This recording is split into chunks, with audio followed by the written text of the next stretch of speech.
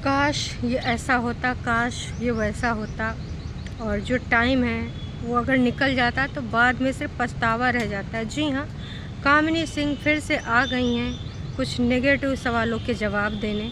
जो तरह तरह के इल्ज़ामात लगा रहे थे कि सास बीमार, सास की अम्मा बीमार, और वहाँ पर सब दुखी हैं, देवरानी जी काम कर कर के पिसी जा रही हैं, फलान ढमाक देवरानी जी की अस्थियों में हो रहा है दर्द, बहुत सारी समस्याएं हैं। लेकिन यह यहाँ दाँत चियार चियार गाना गा रही है, डांस कर रही है, इधर उधर घूम रही है, मज़े मना रही है।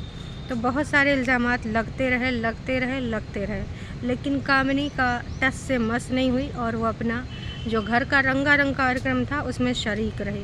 सारे जब कार्यक्रम पूरे हो गए हैं तो इस पर पहले तो उन्होंने कल जवाब दिया था कि भैया जी क्या जिनकी शादी है उनकी ज़बरदस्ती शादी नहीं कराई गई, काहे वो हंस नहीं पाए रहे थे, काहे वो एकदम मौन व्रत धारण करे थे, काहे भी स्माइल नहीं दे रहे थे।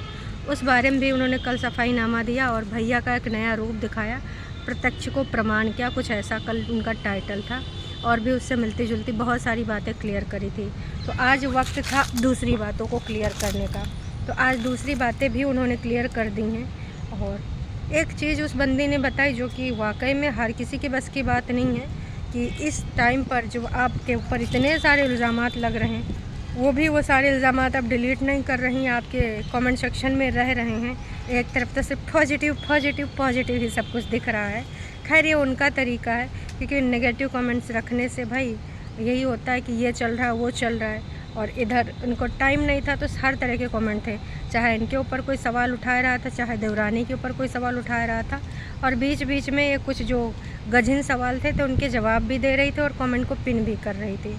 तो इन सारी चीज़ों को मैनेज कर पाना सबके बस की बात नहीं होती है। सबके अंदर इतना भैया क्या बोलेंगे कंट्रोल पावर नहीं होता है कि सेल्फ कंट्रोल कर सके।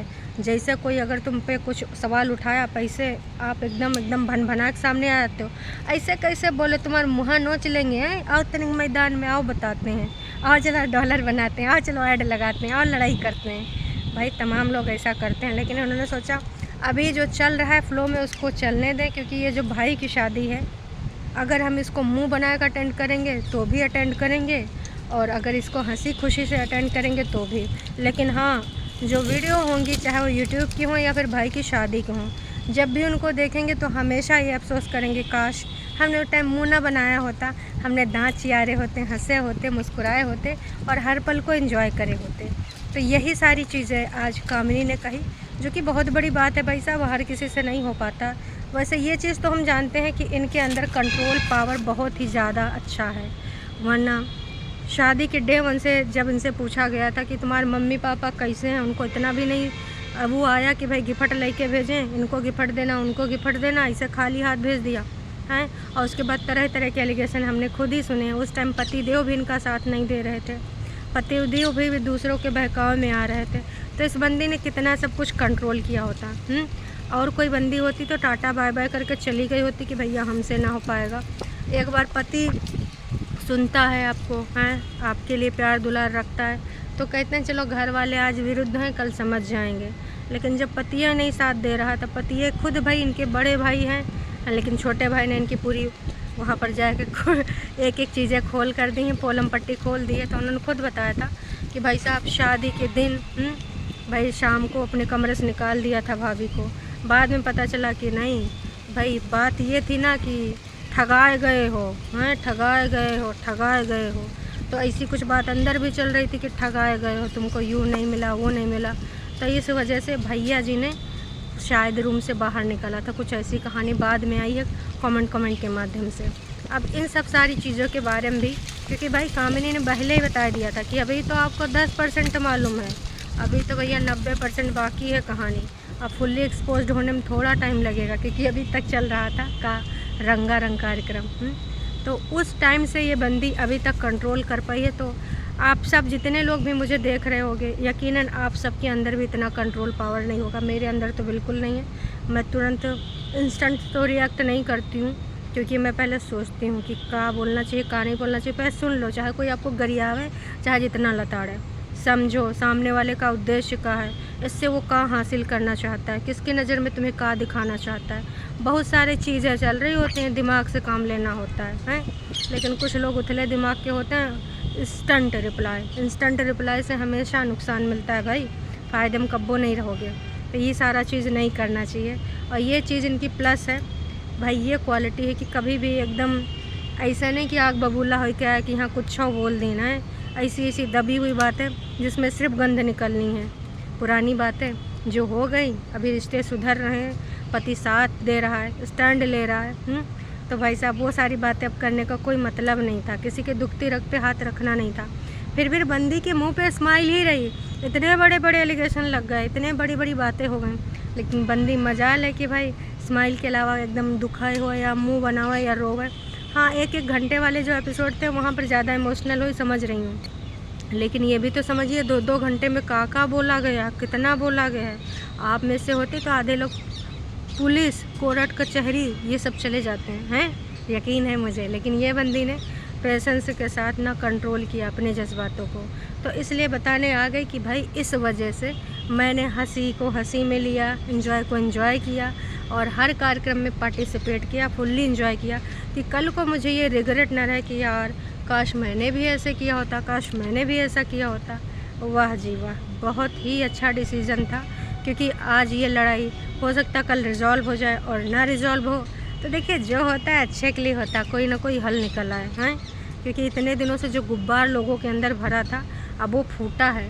अब फूटा है तो यहाँ वहाँ न जाने कहाँ कहाँ गिरेगा। अब गिरेगा तो भाई कुछ ना कुछ तो उसका निकलेगा ही कहानी। तो मैं बस इतना ही कहना चाहूँगी कि ये जो सब चल रहा है ना, जिस तरीके से इन्होंने हैंडल किया, सबके बस की बात नहीं है। आने वाले टाइम में और कौन कौन चीज़ों का सफाईनामा देंगे ये तो वक्त ही बताएगा। भाई उन्होंने अपनी इंगेजमेंट वाली भी चीज़ें शेयर करी कि जब यहाँ पर इंगेजमेंट हो रही थी और तमाम चीज़ें मेरे लाइफ में चल रही थी, तमाम मैंने रोया था, उसके बावजूद मैंने अपनी परफॉर्मेंस दी और बहुत अच्छे से दी, क्योंकि मैंने सोचा कि ये जो पल है यार अभी तो चला गया, दोबारा नहीं आएगा, है ना। तो इसलिए ना मुझे दुखी होना है, और जो चीज़ें अभी मेरे साथ हो रही हैं वो साथ तो मेरे हो चुकी हैं। उस टाइम तो मैं दुखी हूँ, वो सारा झेल चुकी हूँ। अब जब सारी चीज़ें सही हैं, पति भी साथ में है, स्टैंड ले रहा है, अब आप लोगों को पता चली हैं सारी चीज़ें। ये चीज़ें तो ये कब का, देखिए कहने का इनका सिर्फ तात्पर्य है कि ये जब सारी चीज़ें मैं लाइव झेल रही थी तब तो मैं दुखी ही थी ना। और अब जब सारी चीज़ें मेरे हक़ में आई हैं, जब अब मेरे लिए कोई खड़ा हो रहा है, इतना इंतज़ार किया इस बंदी ने इन सब चीज़ों का, इन सब पल का, और अब आपको पता चल रही हैं। अब लोग दूसरे तरीके से भाई गेम खेल खेल के इनको वो सारी चीज़ों के लिए ज़िम्मेदार ठहरा रहे हैं। एक दूसरा गेम खेला जा रहा है कि यहाँ पर हम इतने रिस्पॉन्सिबल हैं कि सब कुछ देख रहे हैं, रिश्तेदारी, घर परिवार, सास, इनके पति का डब्बा। भाई साहब डब्बा तो हमें लगता है संसद का ना एक मुद्दा बन जाएगा डिस्कशन के लिए। कौनों दिन मोदी जी भी इस बारे में डिस्कशन करेंगे। यह देश का सबसे चर्चित विषय होने वाला कुछ है टाइम में कि देवरानी ने जेठानी और जेठ से लड़ाई होने के बाद भी जेठ का डिब्बा तैयार किया। ब्रेकिंग न्यूज़, इस पे आज हम संसद में करेंगे बहस। देवरानी बहुत अच्छी है, देवरानी के संस्कार बहुत अच्छे हैं। उसके माँ बाप ने उसको ये नहीं सिखाया। उसके माँ बाप ने बोला है लड़ाई झगड़ा अपनी तरफ, लेकिन खाना बना के तुम दोगी। वाह जी वाह, क्या सिखाया है, बदले में दूसरों के संस्कार पे उंगली उठाया है। अपनी तारीफ़ आप खुद करें तो को कहते हैं भाई साहब अपने मुँह मियाँ मिट्ठू बनना। हाँ, अगर आपकी कोई थर्ड पर्सन तारीफ़ करे, वो भी ना थोड़ा पार्सल वाला नहीं, मतलब थोड़ा अलग टाइप का, जो दोनों को एक समान भाव देखे, तब लगेगा कि भाई वो आपकी रियल में तारीफ़ है। अब ऐसा कोई तारीफ़ कर ले तो समझ जाओ कि भाई साहब दाल में कुछ काला है। और अपने मुंह से भाई आपको कोई दूसरा नहीं मिला जो खुद अपनी तारीफ़ करो, लोग कहेंगे अरे भैया आएगा वह मक्खन पालिश करने, वो भी खुद की, कोई दूसरे से करवाता तो भी। तो उम्मीद करते हैं अब आप समझ गए होंगे इनकी कहानियाँ, जो लोग इस तरीके से यहाँ पर प्रेजेंट कराए रहे। और जो ये जवाब आया है, क्या जवाब है भाई साहब, जवाब से आप सेटिस्फाई हैं कि नहीं, कमेंट करके ज़रूर बताइएगा। इस बारे में आपको क्या लगता है वो भी कमेंट करके बताइएगा। चैनल पे अगर नए हैं तो चैनल को भैया सब्सक्राइब कर लीजिए, कितनी बार आपसे मिन्नतें करते हैं। और जाने से पहले अगर वीडियो आपको थोड़ा भी अच्छा लगा है तो भाई थोड़ा सा लाइक करके जाइए। अब आपको क्या लगता है कि किस बारे में और सवाल उठे थे तो सफ़ाईनामा आएगा, कमेंट करके वो भी बताइए। और जिस तरीके से बंदी अपनी बात रखती है बेबाकी के साथ, भाई साहब हर किसी की बस की नहीं है बात। कुछ लोग तो मीठा मीठा घोल बना के ऐसे छिड़कते हैं कि जनता समझ भी ना पाए और घोल का असर भी हो जाए। आपको क्या लगता है वो इंसान कौन है, वो भी कमेंट करके बताइएगा। तो अभी के लिए इतना है, फिर मिलेंगे नई का वीडियो में, तब तक के लिए टाटा बाय बाय।